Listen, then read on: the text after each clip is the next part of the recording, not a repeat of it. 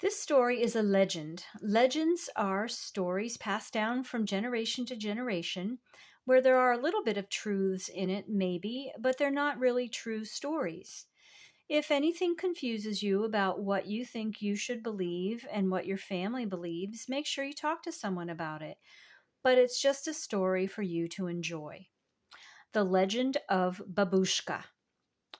There is a tale in Russia told of a very old woman who lived a long, long time ago. Her name was Babushka, and her home was a little hut in the coldest corner of that cold, cold country. Here the winter wind rattled loudly at her windows and piled deep snowdrifts round about her cozy little cottage. And though Babushka lived where four roads met in the months when the snow flew, not a soul had ever passed her door. Babushka worked hurriedly those days, sweeping her bare floor, baking bread, and tidying her hut as best she could. She was lonely. Her heart longed for the summer's warmth, the songs of the birds, and sweet fragrances of the wildflowers. Now she was anxious to finish her day's work so she might go to sleep beneath her warm quilts and dream of better times. Then one night in the gloomy dusk, a most strange thing happened. Babushka heard far off the tink tink tinkling of bells and the vague sounds of distant voices. She peered out her frost lace window. Down the widest and loneliest of the snow covered roads, she could just barely see a large procession of people. As they drew closer, she could hear dismay and anger in their voices. Jangling camel bells crackled in the cold, crisp air. But strangest of all were the three men astride the humped beasts. Indeed, these were kings, Babushka thought. They wore magnificent crowns. The jewels of their breastplates gleamed in the fading light. Their heavy fur wraps were thick and warm, and each was attended by many servants. Babushka caught her breath. They were stopping before her hut. There was an impatient knock at the door. She was slow to answer. What could such persons want of her? As she cracked open her door, the wind whistling and howling invaded her snug home. She peered suspiciously at the strangers. The servants noisily asked her for directions to some strange place of which she'd never heard. She shook her head dumbly. With scolding looks, they repeated their questions, but Babushka's confusion only grew. Seeing this, one of the kings bid the servants hold their tongues and spoke kindly to Babushka. We are on a long journey, for we have seen a wondrous star in the sky.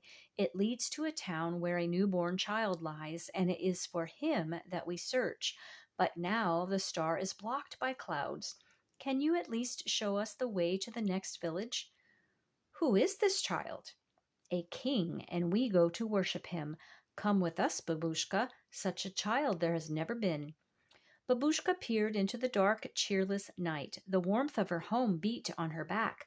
This star was nowhere to be seen. The bitter wind howled again.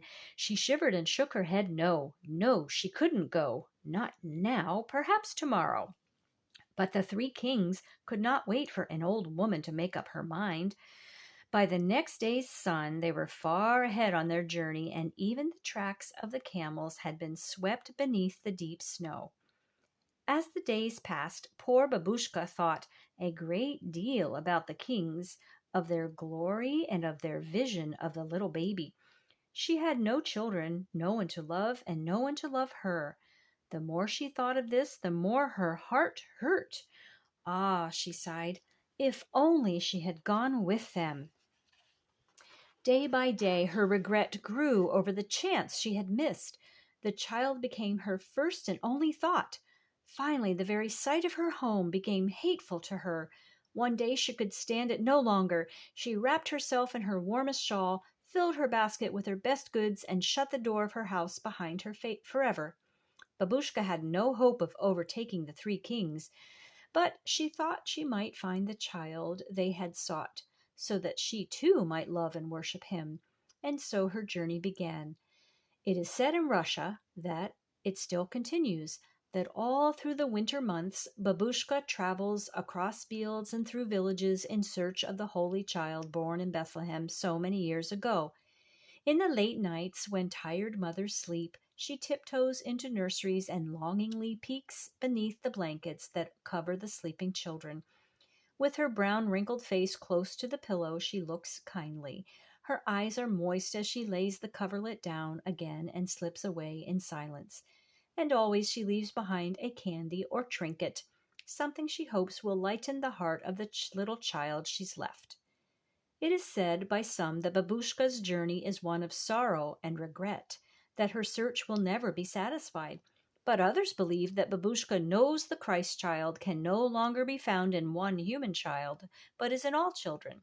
For Babushka, he is in each one to whom she gives her gifts, and while the searching never ends, neither does the finding. So Babushka will always search, and she will always find, and her place will always be among all living children. The Legend of Babushka, in a book with treasured tales of Christmas, compiled in 1980 by Current Incorporated.